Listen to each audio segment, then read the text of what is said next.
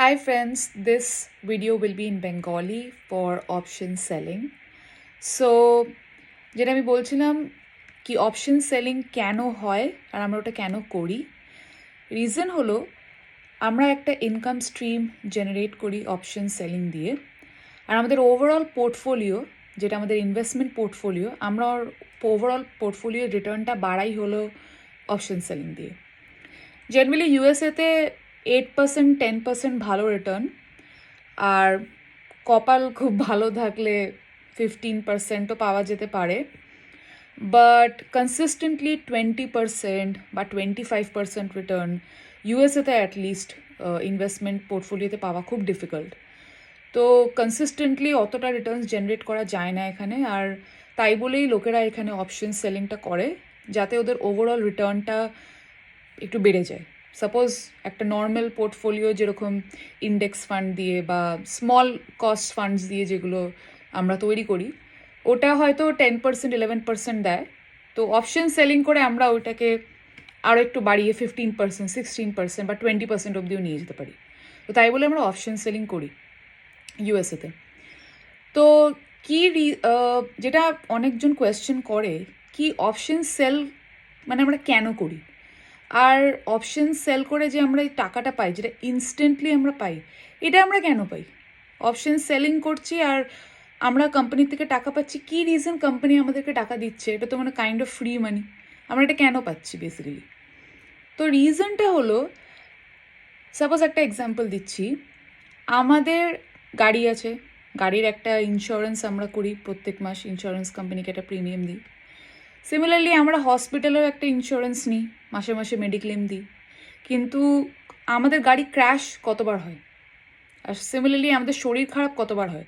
এখন বেশি বয়সে তো প্রিমিয়ামটা বেড়ে যায়, সেটা আই আন্ডারস্ট্যান্ড, বাট এখন একটা হেলদি কেউ যদি নিজের 20s 30s বা 40s থাকে, তার কতবার সিরিয়াস কিছু হয়, কতটা চান্স সিরিয়াস হওয়ার, কতবার সে হসপিটালে যায়, গাড়ি কতবার ক্র্যাশ হয়। আজকাল তো ফোন কোম্পানিদেরও প্রিমিয়াম হয়ে গেছে, ফোনের একটা ইন্স্যুরেন্স হয়, কম হয় একটু। তো যদি ফোন খারাপ হয়ে যায় তাহলে ওটাকে রিপ্লেস করে দেয় ওরা। তো ফোন আমাদের কতবার খারাপ হয়, ফোন আমাদের কতবার নষ্ট হয়ে যায়। সিমিলারলি মার্কেট, স্টক মার্কেটও একটা ইন্স্যুরেন্স প্রিমিয়াম আমাদেরকে দেয়, আর এটা এক্সপেক্ট করে কি যদি মার্কেট ক্র্যাশ হয়ে যায় তাহলে আমরা স্টকটাকে কিনবো একটা প্রাইস যেটা আমরা অ্যাগ্রি করেছি। কিন্তু মার্কেটে ক্র্যাশ কতবার হয়? আমি তো দেখছি না মার্কেটে ক্র্যাশ কোনো, 2008 পর থেকে তো আমি দেখিনি কোনো এখানে ইউএসএ। কোভিডে মার্কেট আরও ভালো হয়ে গেছিলো, মানে ক্র্যাশ তো এখন অবধি দেখিনি।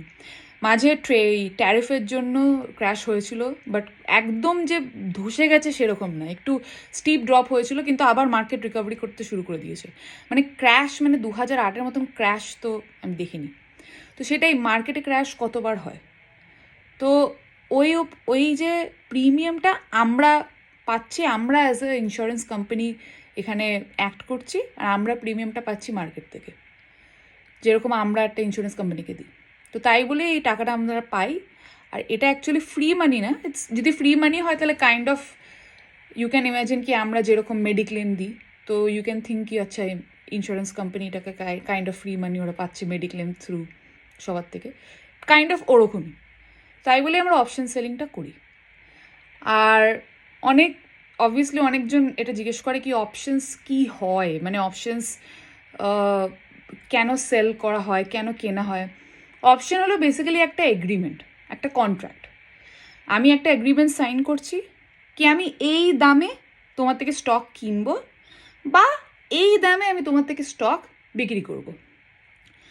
সাপোজ যদি একটা স্টক থাকে, ওর দাম অনেক, মানে আমি জানি আস্তে আস্তে আস্তে আস্তে দামটা বাড়বে, তাহলে আমি একটা পুট অপশন সেল করব।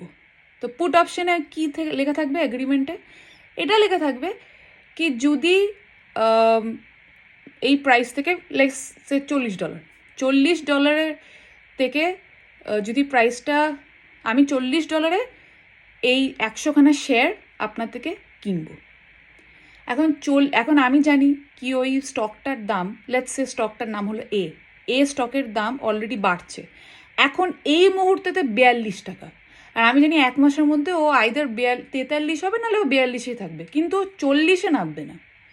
তাহলে আমি কি করব, আমি ওই পুট অপশনটা বিক্রি করব, একটা এগ্রিমেন্ট কি আমি 40 টাকায় আপনার থেকে 100 খানা শেয়ার কিনবো। তো 100 খানা ইন্টু 40, 4,000 টাকা দিয়ে। তো আমার 4,000 টাকা লাগবে এই অপশনটাকে মানে ইনিশিয়েট করার জন্য, অর্ডারটাকে দেওয়ার জন্য। অনেক ব্রোকারেজরা আছে যারা কি করে, টাকাটা নেয় না, নেকেড অপশন সেল করে। নেকেড মানে আমার কাছে কোনো পয়সা নেই, আমার কাছে কিছু নেই, আমি একটা অ্যাগ্রিমেন্ট সেল করছি। তো ওটা অনেকটা বেশি রিস্কি হয়ে যায়। কিন্তু ভালো ব্রোকারেজরা ওরা কী করে, ওরা ক্যাশ সিকিওর পুটি ইউজ করে, কি যদি আমার কাছে ক্যাশ থাকে তাহলেই আমি ওটাকে অপশনটাকে ইনিশিয়েট করতে পারবো, নাহলে আমি করতে পারবো না। তো সিমিলারলি আমি ওটা বললাম। আচ্ছা, তখন আমি যে অপশনটাকে সেল করলাম, এগ্রিমেন্টটাকে সেল করলাম, ইমিডিয়েটলি আমি পয়সাটা ওই মুহূর্তে পেয়ে যাই। কিন্তু দেখলাম 1 মাস হলো, আর লেটস ইম্যাজিন ওই স্টক এর দামটা 42 থেকে 43 হয়ে গেছে। ধরলাম 43ও হলো না, 42 হলো। ধরলাম 42ও না, একটু কমে গেল, 41 হলো। আচ্ছা, যে লোকটার কাছে ওই স্টকটা আছে, ও 41 টাকার স্টকটাকে আমাকে কেন 40 টাকায় বিক্রি করবে? ওর কি মাথা খারাপ হয়েছে? তো বিক্রি করবে না আমাকে। তাহলে 1 মাসে পরে কি হলো, আমার যে 4,000 টাকা যে ক্যাপিটাল যেটা লকড আপ ছিল ওটা ফ্রি হয়ে গেল, আমার অপশন ওয়ার্থলেস এক্সপায়ার করলো, আর আমি একটা প্রিমিয়ামও পেলাম অপশনটাকে বিক্রি করার জন্য। আর প্রিমিয়াম যদি 5 টাকা হয় পার শেয়ার, তাহলে আমি একটা অপশন সবসময় 100খানা শেয়ার ডিল করে, তাহলে 5 ইন্টু 100 করলে কত হবে, 500 টাকা। আমি 500 টাকা পেয়ে গেলাম। এই কেসে $500, $500। তো এটাই হয় বেসিক্যালি অপশনস। পুট হলো আমি বিক্রি করলাম, আমি বলছি কি আমি কিনবো। আর কল হলো, কলের জন্য কি আমার কাছে শেয়ার আছে আর আমি শেয়ারটাকে একটা দামে বিক্রি করব। তো সাপোজ আমার কাছে সেম লজিক বলছি, আমার কাছে একটা শেয়ার আছে কোম্পানি এ, ওটার দাম এখন 42, আর আমার কাছে শেয়ারগুলো আছে। আমি বলছি আমি ওটা 46 টাকায় বিক্রি করব, মানে 46 টাকা, হ্যাঁ আমি বিক্রি করব আমার শেয়ারগুলো। কেন কি আমি ভাবলাম কি 1 মাসে এর দাম $4 বাড়বে না, হয়তো $1 বাড়বে, হয়তো $2 বাড়বে, হয়তো $3 বাড়বে, কিন্তু $4 বাড়বে না। তো আমি একটা কল অপশন বিক্রি করলাম কি আমি 46 টাকায় বিক্রি করব। এখন যদি 1 মাসে ওটা বেড়ে যায় 50 টাকা, 50 টাকায় সাপোজ চলে যায়, তাহলে যেই লোকটা আমার থেকে অপশনটা কিনেছে ও তখন ডেফিনেটলি ওটা কিনে নেবে 46 টাকায়। কিন্তু ওই হিসাবে আমাদের প্রফিট, আমাদের কাছে শেয়ারগুলো আছে 40 টাকা পার ডলারে, আমরা ধরো হয়তো কিনেছিলাম 40 টাকায়, কিন্তু আমরা ওটাকে বিক্রি করলাম 50 টাকা পার শেয়ার। তাহলে প্রত্যেকটা শেয়ারে $10 প্রফিট করলাম, প্লাস আমরা একটা প্রিমিয়ামও পেলাম ওই অ্যাগ্রিমেন্টটাকে বিক্রি করার। তো প্রফিটই প্রফিট, 1,000 টাকার প্রফিট তো শেয়ারগুলো বিক্রি করে হলো, প্লাস আমরা প্রফিট করলাম 500 টাকা, সাপোজ আমরা প্রফিট করলাম অপশনটাকে বিক্রি করে। কিন্তু লেটস ইম্যাজিন শেয়ারটার দাম 50 টাকা হয়নি, আর শেয়ারটার দাম হয়তো 43 টাকা হয়ে গেছে, 42 টাকার থেকে 43 টাকা।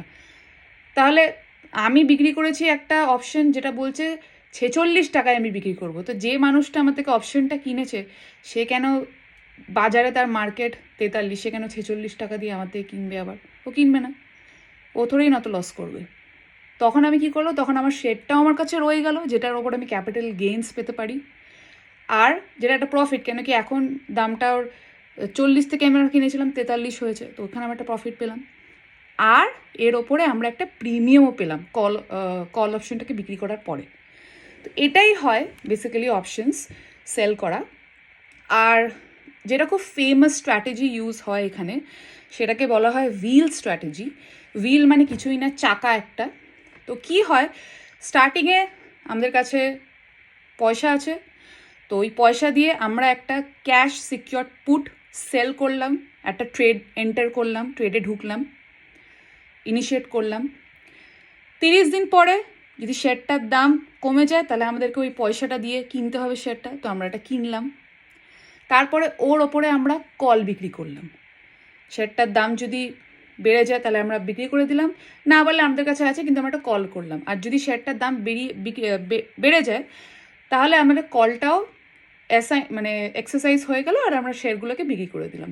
তারপর আবার সেই আমরা হুইলটাকে কমপ্লিট করলাম, ক্যাশ সিকিউর পুট থেকে স্টার্ট করলাম। যদি ক্যাশ সিকিউরড পুট আমাদের ভালো হয়, যদি আমাদের শেয়ারের দাম স্টার্টিংয়েই বেড়ে যায় আর আমাদেরকে কিনতে না হয়, তাহলে আমাদের কাভার্ড কলের দিকে আমরা গেলামই না। কিন্তু যদি আমাদেরকে কিনতে হয় তাহলে ওটার ওপরে আমরা কল আবার সেল করলাম আর ওখান থেকে প্রফিট করলাম, প্লাস শেয়ারগুলোও যদি বিক্রি হয়ে গেল তাহলে ওখান থেকে প্রফিট হলো। তো এইটাই হলো হুইল স্ট্র্যাটেজি। আর আই হোপ আমি ওটা বোঝাতে পেরেছি, কিন্তু এটাই হলো মেন যেটাকে বলে হুইল স্ট্র্যাটেজি। আর বাইং আমরা একদম করছি না এখানে, কোনো কল বা কোনো পুটের কিছু বাই করার কোনো দরকার নেই। বাইংটা হয়ে যায় বেটিং, আর বেটিং হয় ক্যাসিনোতে, আর আমরা ক্যাসিনোতে গ্যামলার না, আমরা ক্যাসিনো চালাচ্ছি। তো আমরা ক্যাসিনোর এমপ্লয়ার, তাই বলে আমরা এখানে খালি বিক্রি করব অপশনস।